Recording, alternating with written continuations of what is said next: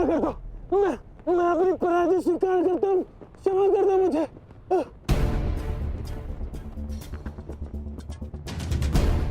इतने भी बुरे दिन नहीं आए कि प्राणों की भीख मांग रहे एक याचक को निराश करूं। तुम महाराज के दोषी हो। तुम्हारा निर्णय वही करेंगे। क्षमा महाराज, मैं अपनी पराजय स्वीकार करता हूँ। आदेश दीजिए महाराज, क्या करना है इस दुष्ट पापी का?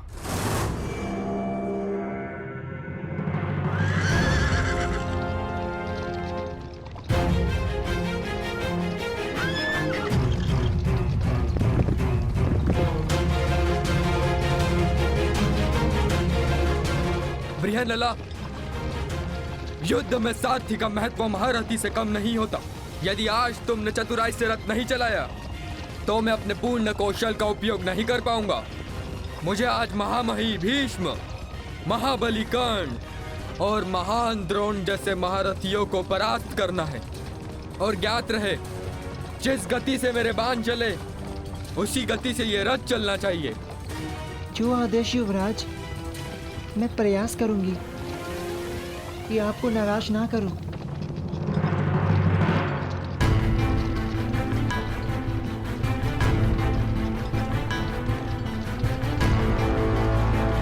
ये सामने क्या है?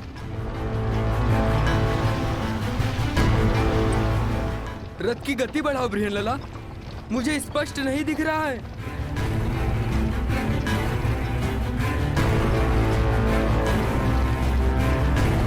क्या ये कोई चक्रवात है? नहीं युवराज, ये धूल है जो हस्तिनापुर की विशाल सेना के पथ संचालन से उड़ रही है। क्या हस्तिनापुर की सेना इतनी विशाल?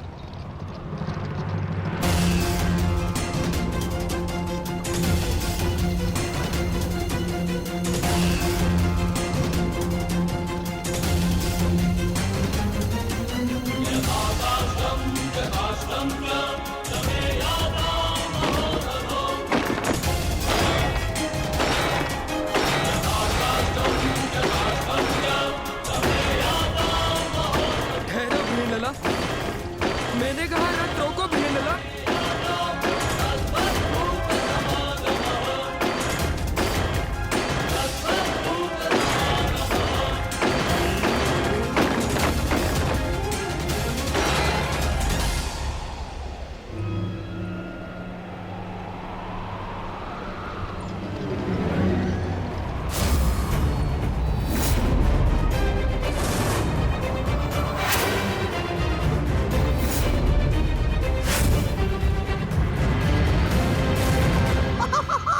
मैंने कहा था ना दुर्योधन, ये पांडव उत्तरी दिशा से ही बाहर आएंगे। वो रथ देख रहे हो? कदाचित उसी रथ में छिपकर भाग रहे हैं भगोड़े। आओ!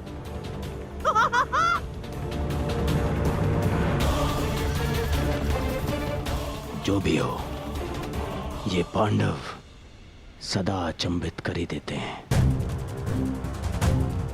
हस्तिनापुर की इतनी बड़ी सेना के समक्ष केवल एक पांडव पुत्र। दुर्भाग्य, दुर्भाग्य, दुर्भाग्य। केवल अब 4 पांडव वन में जाएंगे, क्योंकि एक का आज ही अंत हो जाएगा। यही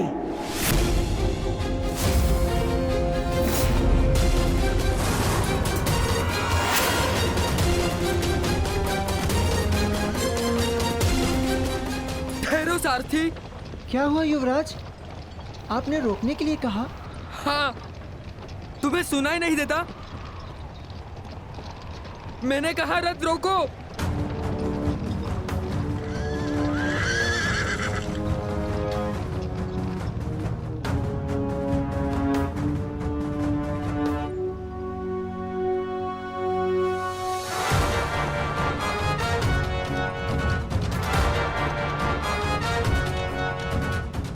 रथ अचानक रुक क्यों गया?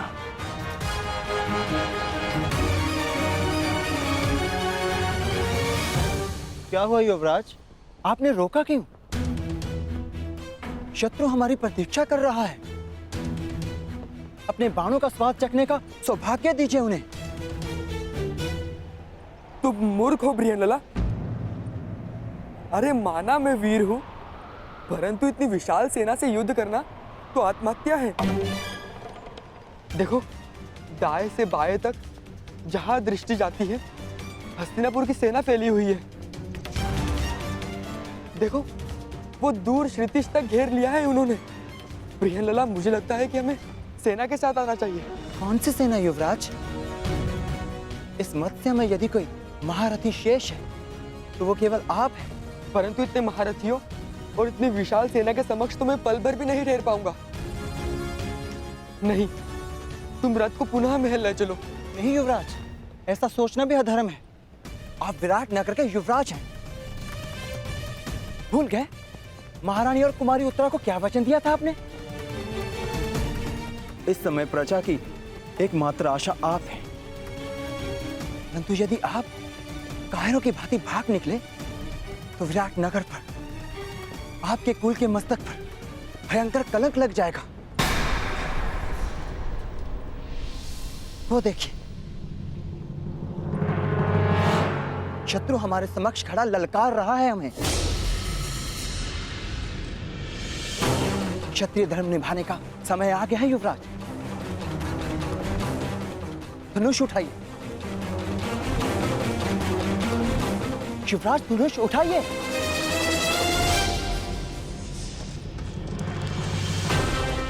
युवराज रुक जाइए, कायरता मत दिखाइए। शत्रु को पीठ दिखाकर भागना एक सबसे बड़ी मूर्खता है। एक योद्धा के लिए सबसे बड़ा पाप है। पाप सह लूंगा, परंतु इस सेना के वाहन नहीं सह पाऊंगा। मुझे नहीं कहलवाना योद्धा, मुझे अपने प्राण अधिक प्रिय है। मैं तुम्हें भागने नहीं दूंगा कुमार, भागने नहीं दूंगा।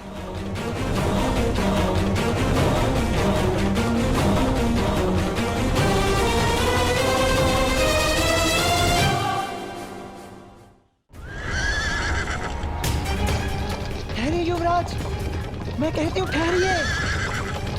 कायर मत बनिए युवराज, रुक जाइए।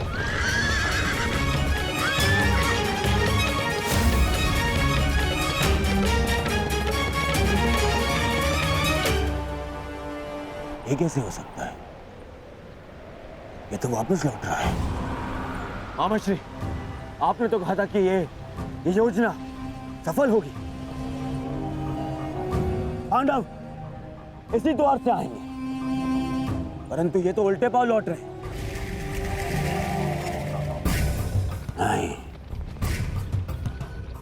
ये पांडव हो ही नहीं सकते, क्योंकि पांडव अपने शत्रु को पीठ दिखा के नहीं भाग सकते। हो सकता है दुर्योधन की ये पांडव ना हो, परंतु पांडवों के पास हमारे समक्ष प्रस्तुत होने के अतिरिक्त और कोई मार्ग है ही नहीं।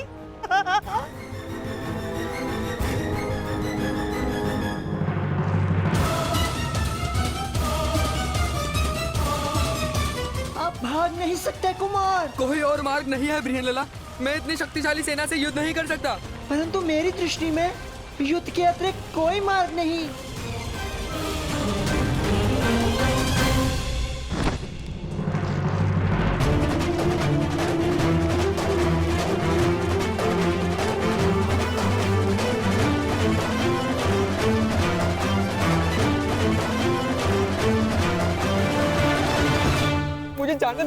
मुझे जाने दो बृहनलाला। मेरी तुमसे प्रार्थना है, मुझे नहीं मरना, मुझे अपने प्राण नहीं देने। ये समय रोने का नहीं है युवराज। क्या कहा था आपने? आप एक योद्धा हैं, और एक योद्धा मृत्यु का सामना हंसकर करता है, मृत्यु के भय से रोता नहीं। और किस बात से भयभीत हैं आप? आप अकेले नहीं हैं। तुम्हारी मति तो नहीं मारी गई है, अकेले ही तो हूं मैं बृहनलाला। देखो चारों, कहाँ है सेना? कौन देगा मेरा साथ? मैं दूंगी आपका साथ। तुम्हारा साथ किस काम का? तुम तो एक किन्नर हो।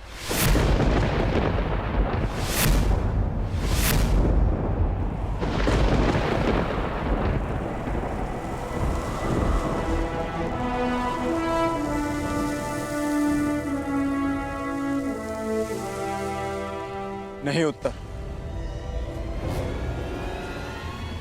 मैं कौंते अर्जुन, पशुपतधारी, ब्रह्मास्त्रधारी अर्जुन,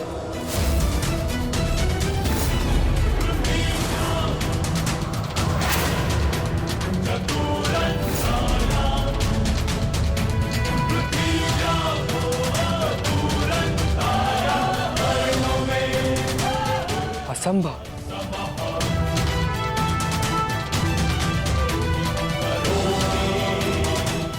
सत्य कल्पना से अधिक आश्चर्यजनक होता है कुमार। मैं सत्य में अर्जुन और मेरे ज्येष्ठ भ्राता श्री युधिष्ठिर इस समय कंक वेश में तुम्हारे पिता श्री की सहायता कर रहे हैं। और जो तुम्हारा प्रधान रसोईया है वो कोई और नहीं, महाबली शक्तिशाली भीम है। और जो ग्रंथिक तुम्हारी अश्वशाला संभालता है वो मेरा अनुज नकुल है। और जो तुम्हारी गौशाला संभालता है कोई तांतीपाल नहीं, मेरा अनुज सहदेव। और तुम्हारी माता की दासी सैरेंद्री स्वयं याज्ञसेन पांचाली। हम पांचों भाई यहाँ अज्ञातवास में, परंतु इस अज्ञातवास में तुम्हें तुम्हारे साहस का ज्ञान कराना कदाचित हमारा प्रारंभ है। महाबली, महाधनुधारी अर्जुन, मुझे क्षमा कर दीजिए महान धनुधारी अर्जुन। मैंने आपका निरादर किया, मुझसे भूल हुई।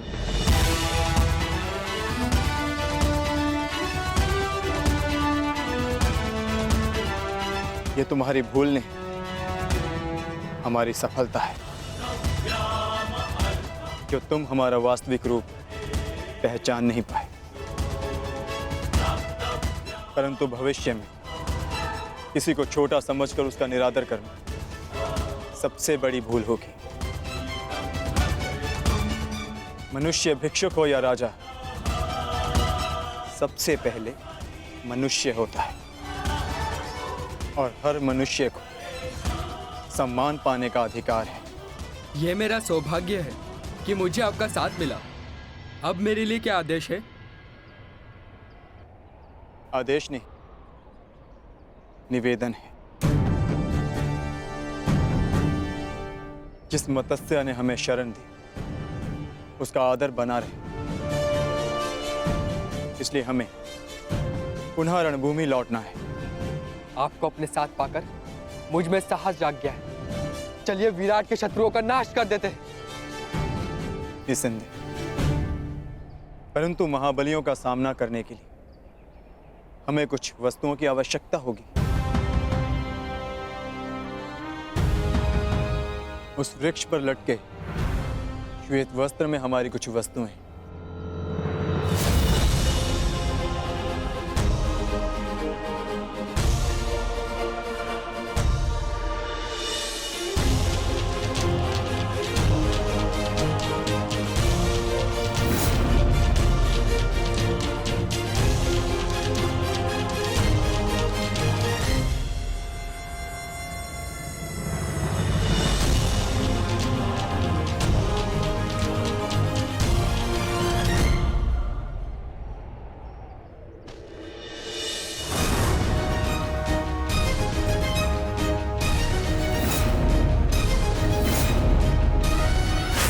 अब समय हो गया है, हमें रणभूमि में लौटना होगा।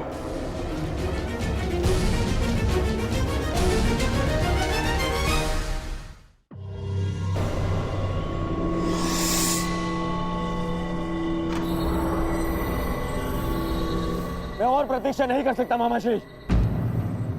अब तो सूर्यास्त भी होने वाला है। एक रथ आ रहा है।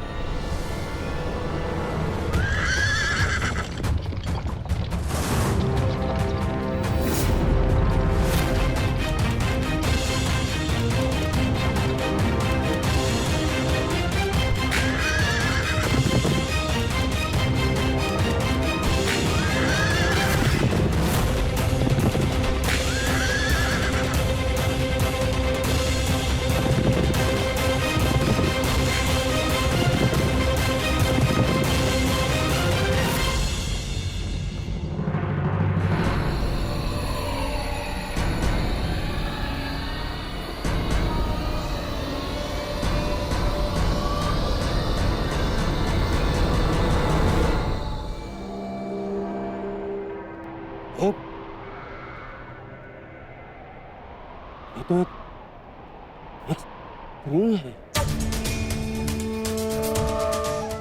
स्त्री है?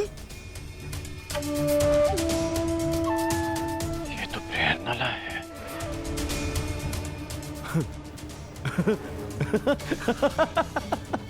देख रहे हैं मामा श्री,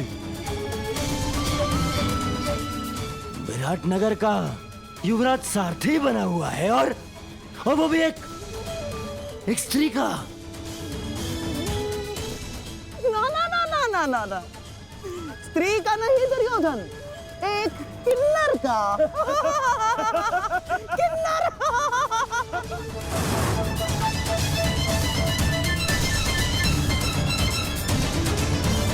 ऐसे तुमसे युद्ध करना मेरा और हसनैनापुर के मान का अपमान है, परंतु फिर भी मैं बता दूं कि मैं यहां विराटनगर से युद्ध करने नहीं आया।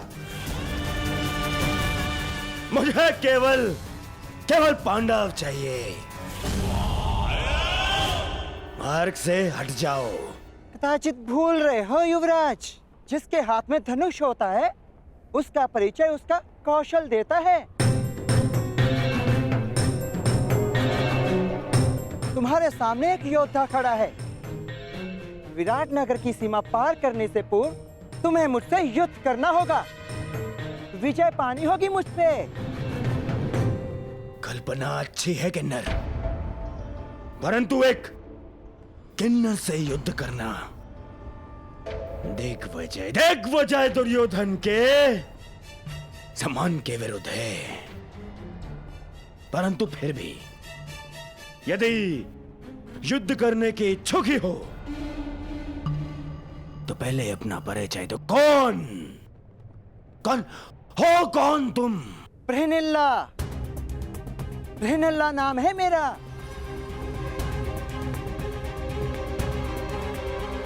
अब तक तो कुमारी उत्तरा की संगीत शिक्षिका थी, परंतु इस समय विराटनगर की रक्षिका हूं मैं।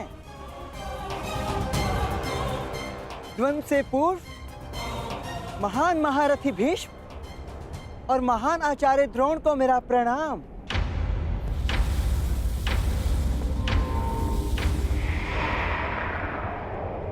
हो सकता है ये भेष बदले कोई पांडव ही हो।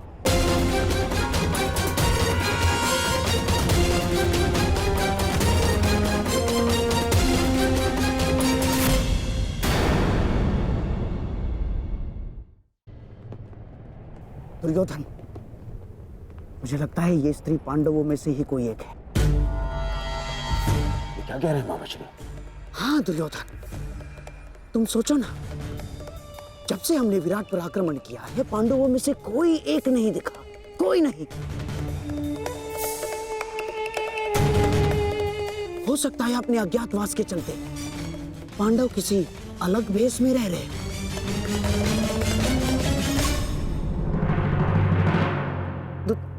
दुर्योधन, मुझे पूर्ण विश्वास है कि ये पांडवों में से ही कोई एक है। तुम मेरी बात मानो, ये वही है। यदि तुम किसी भी प्रकार इससे ये उगलवा सको तो पांडवों का अज्ञातवास भंग समझो। दुर्योधन, यदि हमने ये सिद्ध कर दिया कि ये पांडवों में से ही कोई एक है और स्त्री बनकर हमारे साथ छल कर रहा है, तो हम पुनः पांडवों को 13 वर्ष के लिए वनवास भेज देंगे।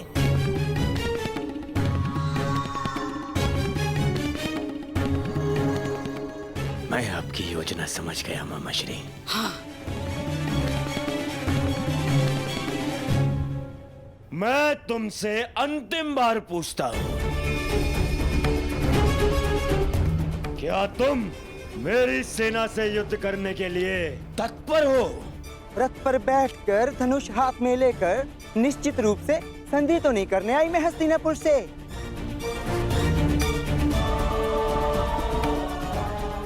बृहनल्ला नृत्य और संगीत भी नहीं जानती, और भी बहुत कुछ शेष है जो आपके समक्ष आने वाला है।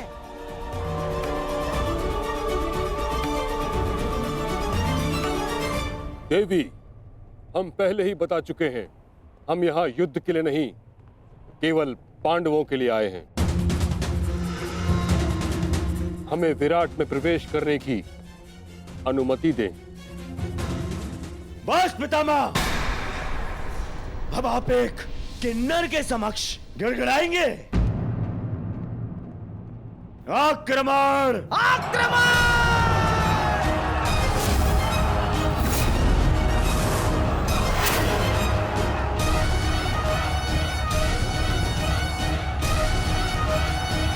मैं अंतिम चेतावनी देती हूँ, विराट नगर की सीमा से दूर चले जाओ, अन्यथा मुझे अस्त्र चलाने होंगे।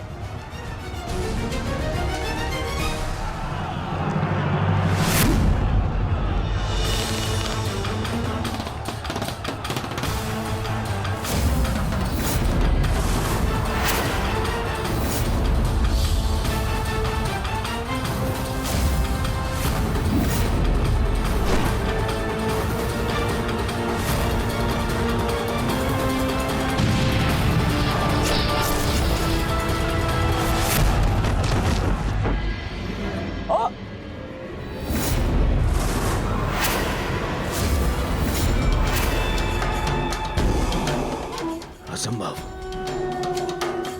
एक स्त्री ऐसा नहीं कर सकती। और ऐसा धनुर कौशल अब एक बाण से मेरे सैकड़ों सैनिकों का वध कर दिया। वध नहीं किया युवराज, इन्हें केवल निष्क्रिय किया है। एक ही बाण से इतने सैनिकों पर ऐसा प्रहार करना कि उनके प्राण न जाएं, ये केवल गहन साधना और वर्षों के परिश्रम से ही संभव है।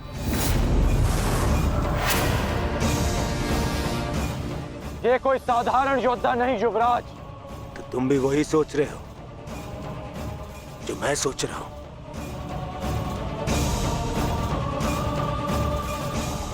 इसका कौशल तो यही संकेत कर रहा है, परंतु कैसे? ये तो एक किन्नर है। यदि ये वही है जो हम सोच रहे हैं, तो मेरा मंतव्य और तुम्हारा लक्ष्य आज एक साथ पूर्ण होंगे। बहुत गर्व है ना अपनी सैन्य शक्ति पर दुर्योधन, परंतु इन निर्दोष सैनिकों के प्राण क्यों गंवा रहे हो?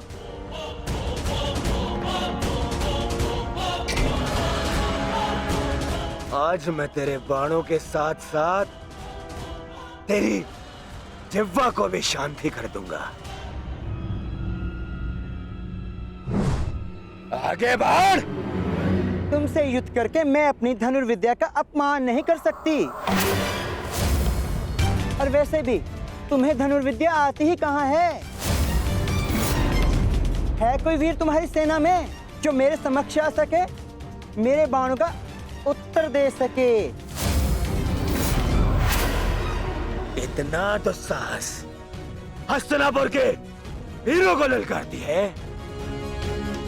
पितामह, आगे बढ़िए। नहीं दुर्योधन, तुम में ना हो, परंतु मुझ में अभी क्षत्रित्व शेष है। मैं किसी नारी पर शस्त्र नहीं उठाऊंगा, और ये अर्धनारी है। आचार्य द्रोण, आप इस किन्नर को इसकी भूल का आभास कराइए। आप आगे बढ़िए। चलो सारथी।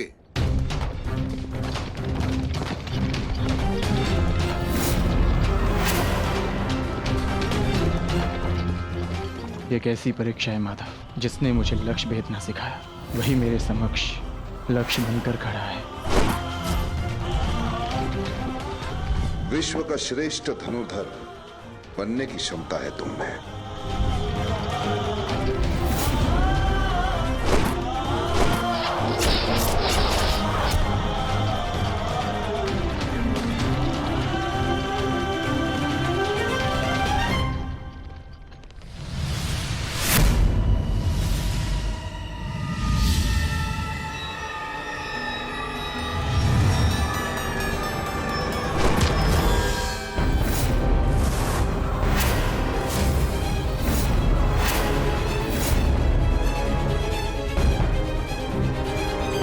मुझे प्रणाम करने वाला ये किन्नर कहीं मेरा शिष्य अर्जुन तो नहीं?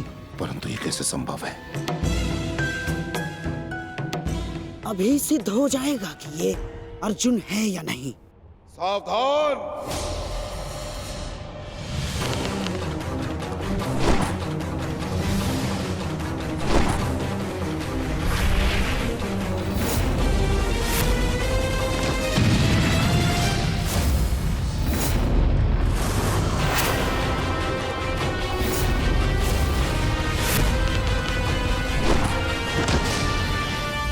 आचार्य!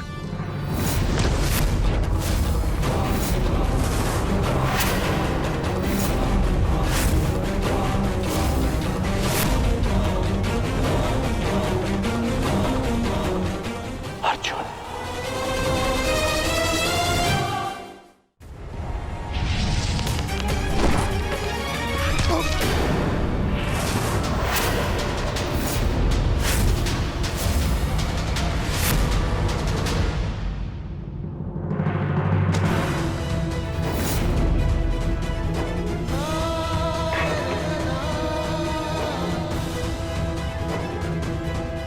सारथी, आचार्य का रथ लौटा लो।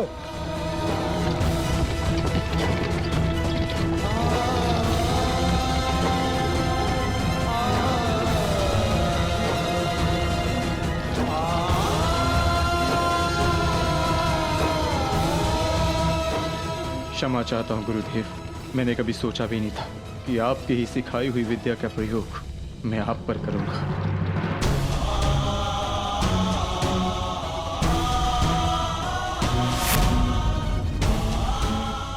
अर्जुन, तुम ऐसी मूर्खता क्यों कर रहे हो?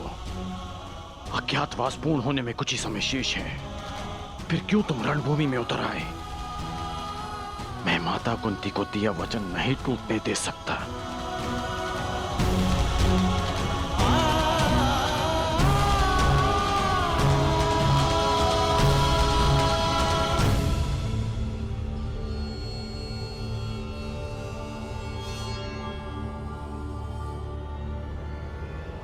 दुर्योधन, समय निकलता जा रहा है। हमें शीघ्र ही इस पांडव को पराजित करके इसका वास्तविक रूप सामने लाना होगा दुर्योधन। और यदि ये पांडव ना हुआ तो? आंखें खोलो दुर्योधन, देखो इस साधारण किन्नर ने किस प्रकार द्रोण को पराजित किया है। किसी भी साधारण योद्धा में इतना शौर्य तो नहीं है कि आचार्य द्रोण को पराजित कर सके। तुम्हें क्या लगता है कि अर्जुन के अतिरिक्त और कौन हो सकता है? पहचानने का प्रयास करो इसे। तुम दोनों ने एक ही साथ, एक ही स्थान पर, एक ही गुरु की छत्र छाया में अभ्यास किया है। अपनी आंखों से इसे धनुर्विद्या सीखते हुए देखा है तुमने। पहचानो इसे, कौन है ये?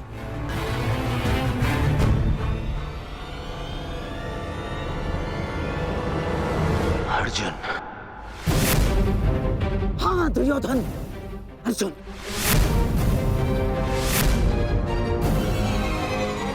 अब तुम्हें कैसे भी करके इसका वास्तविक रूप पितामह के सामने लाना है, और उसके लिए तुम्हारे पास केवल एक अस्त्र उपाय है।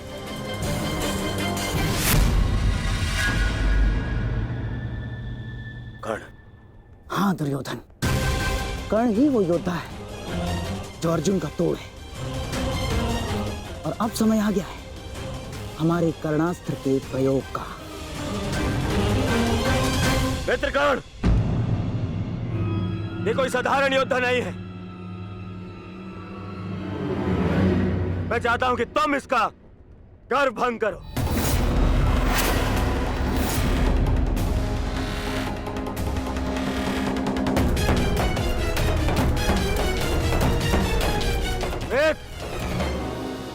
विलंब मत करो,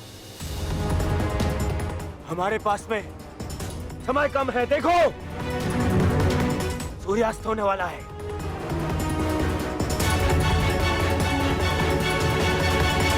यदि एक मित्र का निवेदन स्वीकार नहीं है तो आप हस्तिनापुर के युवराज का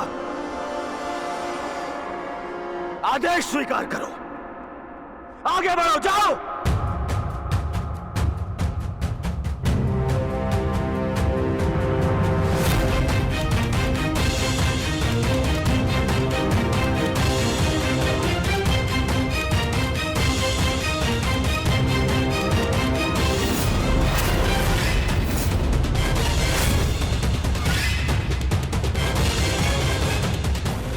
तब आएगा युद्ध का आनंद। आज पूर्ण होगा वो अधूरा द्वंद्व।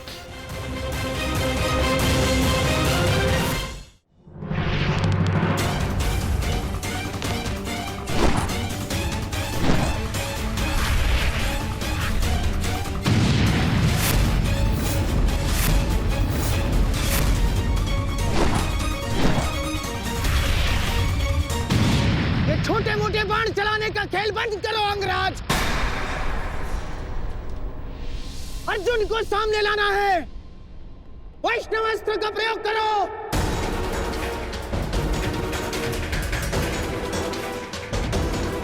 मैं वैष्णवास्त्र प्रयोग नहीं कर सकता। समझते क्यों नहीं हो अंगराज? इस धरती पर केवल एक ही महायोद्धा है जिसके पास पशुपतास्त्र है, और वो है अर्जुन। और यदि इसने पशुपतास्त्र का आह्वान किया तो इसका अज्ञातवास तो भंग हो जाएगा, और पशुपतास्त्र तभी सामने आएगा अंगराज जब उसके समक्ष महाशक्तिशाली वैष्णवास्त्र का प्रयोग होगा।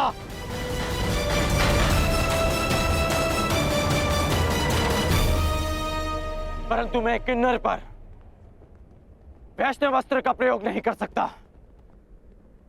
ये वैष्णवास्त्र का अपमान होगा।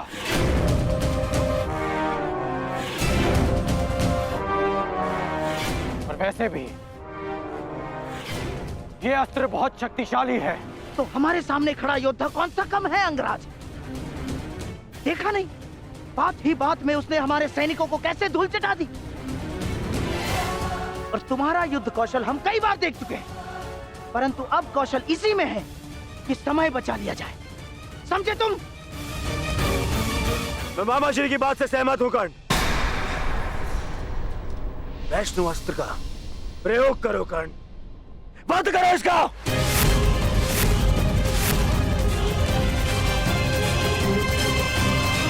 दुर्योधन, अब इस अर्जुन के पास केवल दो ही विकल्प है।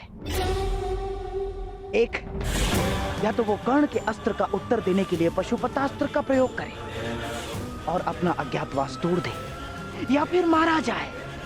दोनों ही ओर से हमारी ही पोबारा है।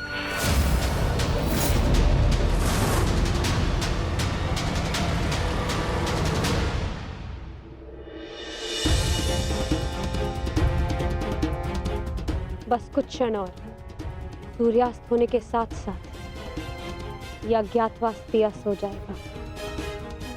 बस एक ही भय, लला के अर्जुन होने का भेद ना खुल जाए। ज्येष्ठ, विराटनगर अब सुशर्मा से सुरक्षित है। हम अपना कर्तव्य पूर्ण कर चुके हैं। हमें शीघ्र ही अर्जुन की सहायता के लिए रणभूमि में जाना चाहिए। नहीं भी, लला के रूप में वो भले ही अर्जुन को ना पहचान पाए। यदि हम पांचों एक साथ गए तो अज्ञातवास निश्चित रूप में भंग हो जाएगा। तो क्या हम अनुज अर्जुन को निस्सहाय छोड़ दें? आर्य अर्जुन निस्सहाय नहीं है आर्य भीम, वो तो पशुपतास्त्रधारी है, और अभी तक उनकी ओर से कोई सूचना भी नहीं आई। इसका अर्थ तो यही है कि इन्होंने कौरवों को अभी तक उलझा के रखा है। मेरा अनुज अर्जुन वीर है, परंतु वो अकेला आचार्य द्रोण, पितामह भीष्म और कर्ण के बल का सामना कैसे करेगा? वहां शकुनी का छल भी होगा। संशय में मत रहिए ज्येष्ठ, अर्जुन को हमारी आवश्यकता है।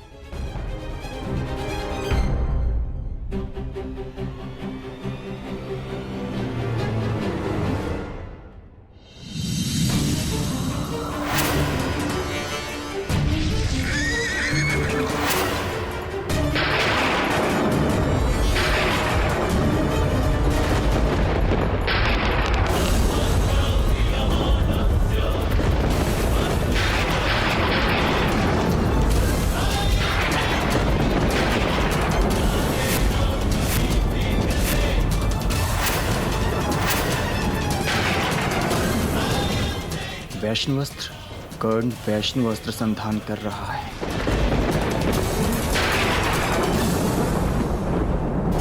ये पशुपतास्त्र हर दिव्यास्त्र का उत्तर है अर्जुन। वैष्णवास्त्र हो या ब्रह्मास्त्र, पशुपतास्त्र सबको निस्तेज कर देगा।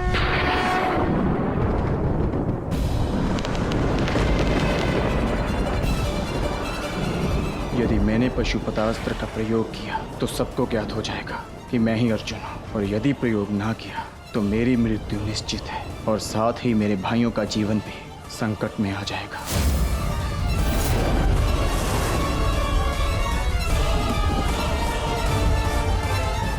12 वर्ष का वनवास और सही, परंतु मैं अपने भाइयों और पांचाली को निर्बल नहीं होने दूंगा।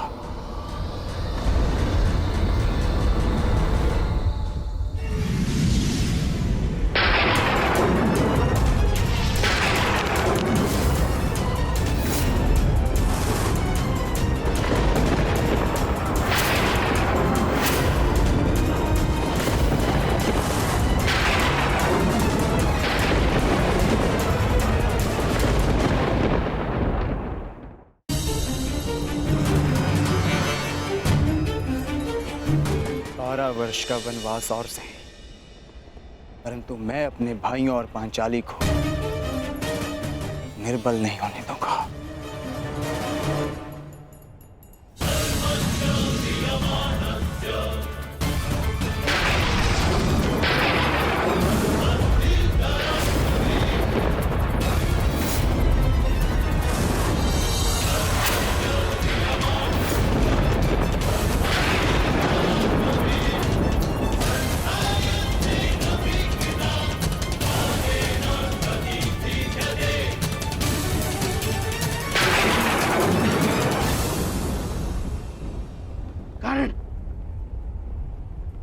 मित्र युवराज दुर्योधन को दिया वचन स्मरण करो। प्रयोग करो वैष्णवास्त्र का, प्रयोग करो। मुझे अपने मित्र कर्ण के ऊपर पूर्ण विश्वास है। मैं नहीं चाहता कि भाई भाई पर शस्त्र उठाए, क्योंकि इस युद्ध से विनाश के अतिरिक्त कुछ नहीं मिलने वाला। द्वंद्व अधूरा छोड़कर आ गए। प्रयास किया है कि द्यूत में जो अधर्म हुआ उसे धर्म युद्ध से धोया जा सके, परंतु एक वचन भी है कि आपके पुत्र 1 वर्ष का अज्ञातवास अवश्य पूर्ण करेंगे।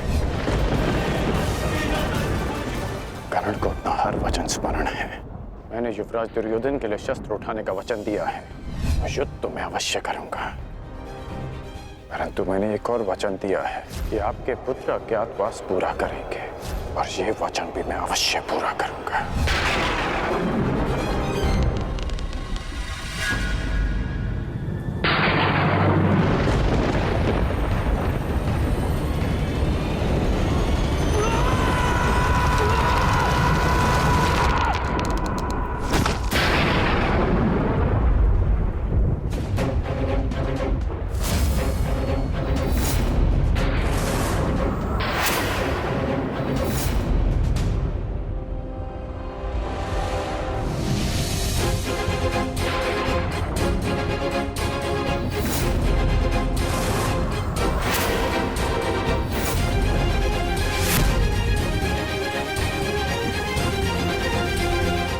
धनुष की प्रत्यंचा टूट गई है बृहन्नला।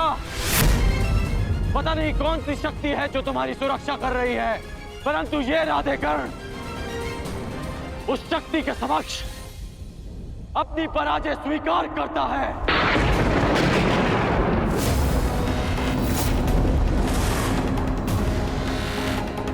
क्षमा कीजिएगा युवराज, परंतु मैंने आपको अपना दिया वचन और हस्तिनापुर के लिए अपना उत्तरदायित्व पूर्ण करने का प्रयास किया, परंतु प्रारब्ध ने मेरा साथ नहीं दिया।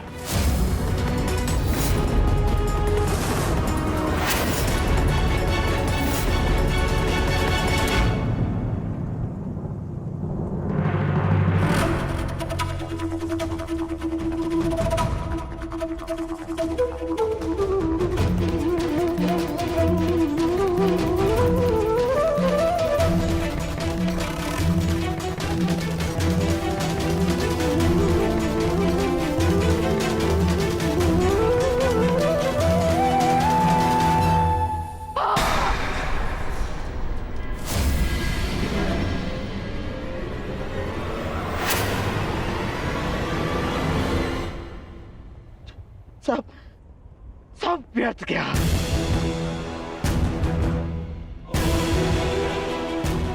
इतना परिश्रम, इतनी योजना, सब व्यर्थ गया। सब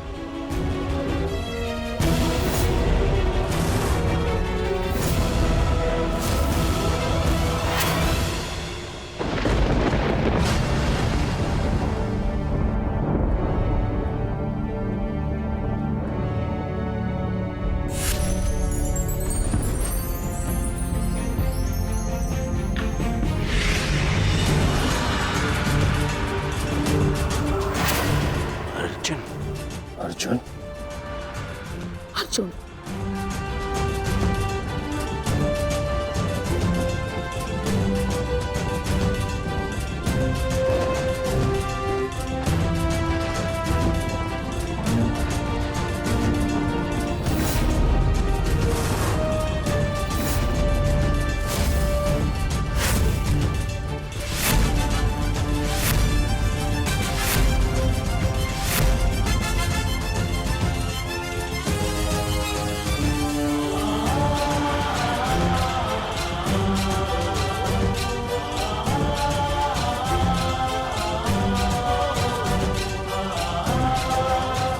अज्ञातवास पूर्ण हुआ ज्येष्ठ।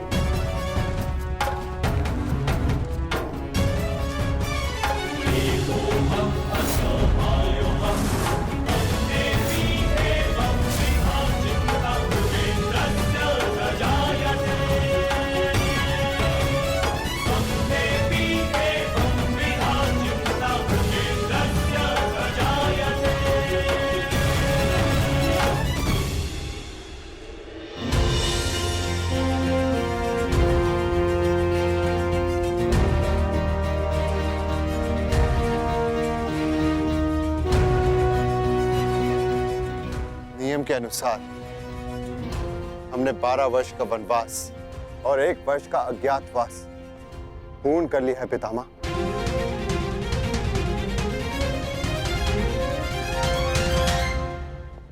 आपसे ये आशा नहीं थी धर्मराज कि आप असत्य भाषण करेंगे।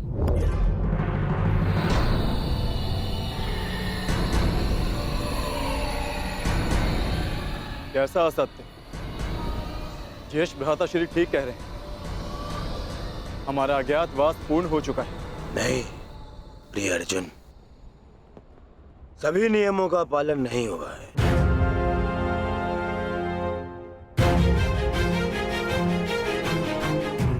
कैसे नहीं हुआ? 13वें वर्ष में हमें कोई पहचान ना सके, यही नियम था। हाँ, और इस नियम को समझने के लिए तुम लोगों के पास पुनः 13 वर्ष का समय होगा भीम, है ना दुर्योधन? समझाओ इसे। हाँ मामाश्री, क्योंकि नियम अनुसार पहचाने जाने पर असत्य बोलना भी नियम भंग करना होता है, और असत्य बोलकर तुमने नियम भंग किया।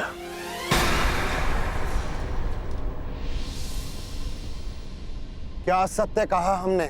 अपने अनुज से पूछो युधिष्ठिर। क्यों अर्जुन, जब मैंने तुमसे तुम्हारा परिचय पूछा तो क्या कहा था तुमने? बृहनल्ला नाम है मेरा। आचार्य द्रोण पितामह भीष्म के समक्ष, पूरी कौरव सेना के समक्ष अर्जुन ने असत्य कहा था। अपना नाम बृहनला बताया था, अपने आप को किन्नर बताया था।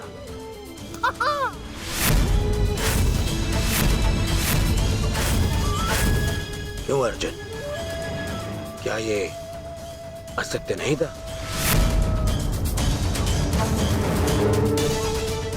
आपने भी तो सुना था पितामह। बोलिए पितामह, अर्जुन ने ऐसा नहीं कहा था। हाँ, अर्जुन ने असत्य कहा था।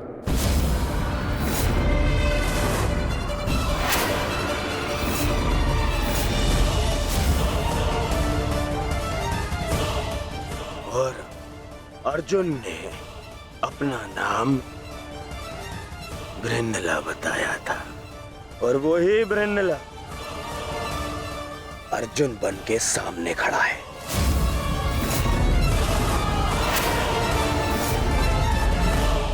अर्थात अज्ञातवास भंग माना जाता है।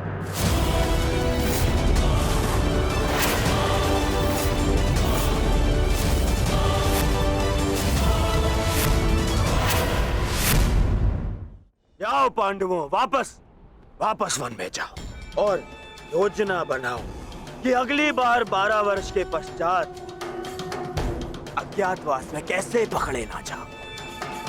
हैं? जाओ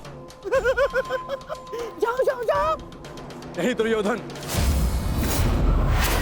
अज्ञातवास भंग नहीं हुआ है दुर्योधन। मैंने कोई असत्य नहीं बोला और ना ही मैंने कोई नियम भंग किया है। जो तुम्हारे समक्ष खड़ा है वो अर्जुन है, पुरुष है, परंतु जिससे तुम्हारी सेना युद्ध कर रही थी वो बृहन्नला थी, एक किन्नर। देव अप्सरा देवी उर्वशी ने मुझे शाप दिया था, इसलिए 1 वर्ष तक मुझे किन्नर बनकर रहना पड़ा।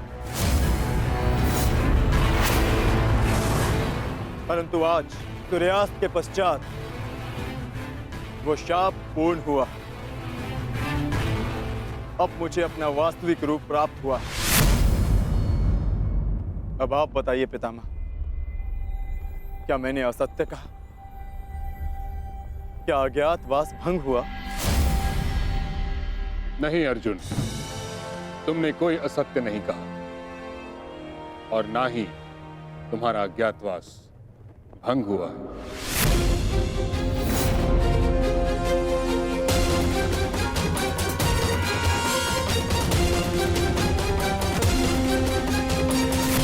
परंतु मैंने इसे पहचान लिया था पितामह। नहीं दुर्योधन, तुमने पहचाना नहीं था। तुम्हें आभास हुआ था कि ऐसा बाण केवल अर्जुन चला सकता है। यदि तुम्हें विश्वास होता तो तुम अंगराज से वैष्णोस्त्र का संधान करने को नहीं कहते। इसलिए मौन रहो। मैं ये घोषणा करता हूं कि पांडवों का अज्ञातवास सफलतापूर्वक पूर्ण हुआ।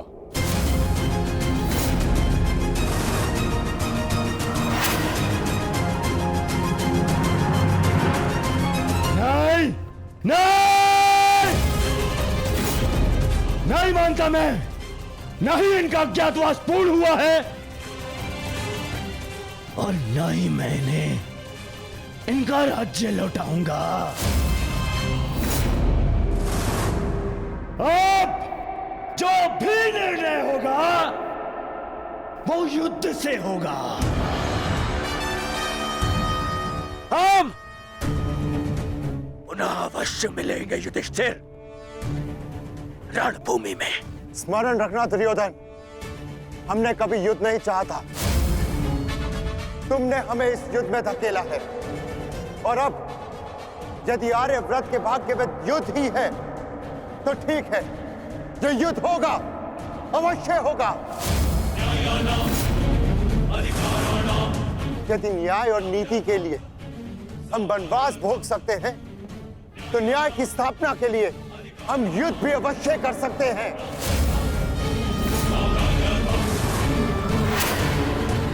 उचित कहा तुमने धर्मराज। युद्ध होना निश्चित है जिसे कोई नहीं रोक सकता।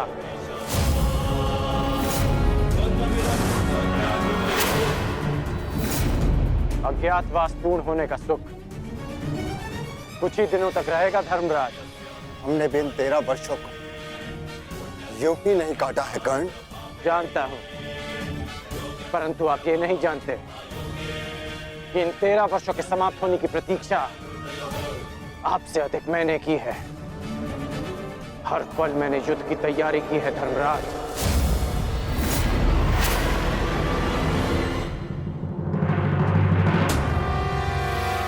स्मरण रखना अर्जुन, अगली बार ना मेरी प्रत्यंचा टूटेगी और ना ही सूर्यास्त तुम्हें बचा पाएगा। तुम भी स्मरण रखना, अगली बार वैष्णव अस्त्र का उत्तर पशुपतास्त्र से मिलेगा।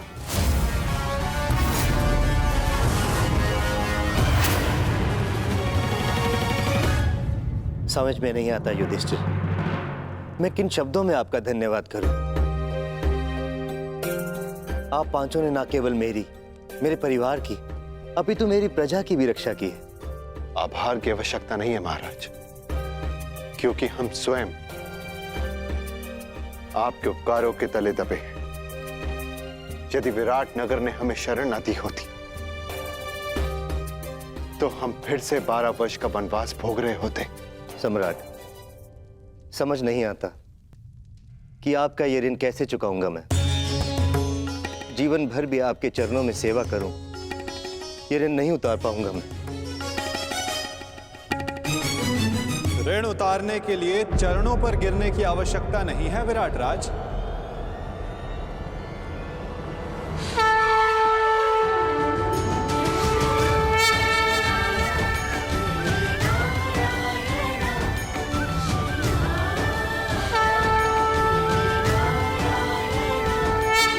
वासुदेव,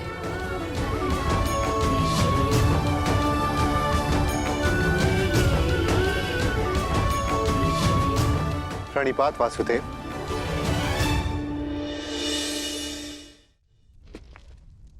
आपकी समस्या है कि आप पांडवों का ऋण कैसे चुकाएं, और उस समस्या का हल मेरे पास है विराट राज। तो आप ही बताइए वासुदेव, इस ऋण से कैसे मुक्त हो सकता हूं? क्या करूं कि ये मेरा मंतव्य पूर्ण हो? पांडवों का अज्ञातवास पूर्ण हुआ कैसे? कैसे? इसका अर्थ जानते हो शकुनी?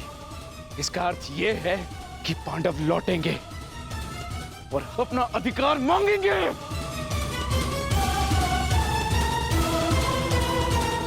उनके मांगने से क्या होता है पिताश्री? मैं उन्हें अवसर नहीं दूंगा, कुछ नहीं मिलेगा उन्हें पिताश्री। मान!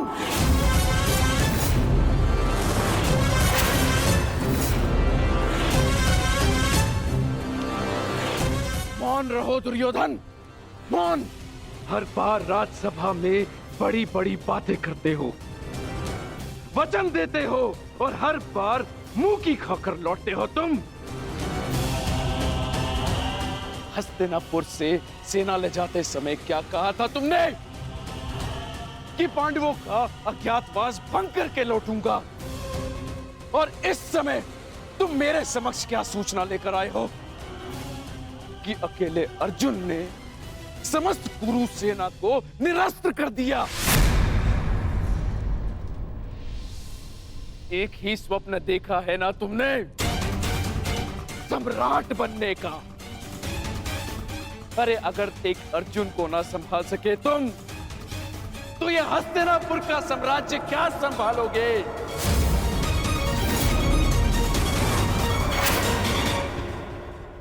महाराज की जय हो। महाराज, विराटनगर से आपके लिए संदेश आया है।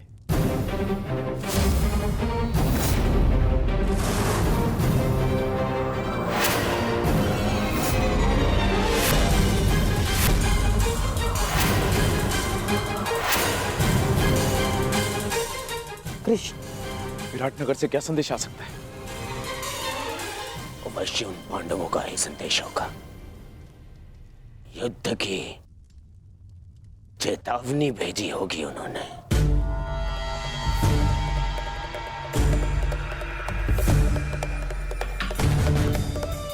संदेशा पढ़ो शकुनी।